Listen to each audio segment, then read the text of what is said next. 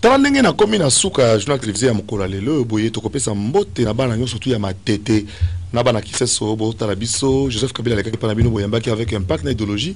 na ba bourgmestre na bino musala sala makitoko 5 chantiers en marche information ya monene lelo pour suivre biso et suivre ba congolais belé ezali kaka makambo ezoleka na frontière na biso na mboka Kaungula 90 km à Tembo chef de poste à immigration aza koyebisa que ba policier ya angolais bazali kosalela gamoko pona kofouiller basi na biso na bana na biso ya basi obaza kozonga awa ganka kamoko pona bango surtout mama Colette Chomba na mama Angelo Kiana Botelema lelo boye Adolphe Muzitu keneki na mama yemo akotambola partout banda chef de l'état a lancé campagne oya tolérance zéro mikolo yo chef de l'état za kolia linu makasi soki yoza muta l'état yibi musalate toza muyibi bosana ka l'état libela po kala mingite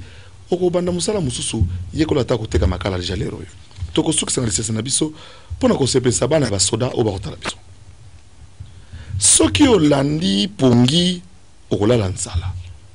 soki pe olala nzala okozanga pongi kokamwa match ça très bien dans la gauche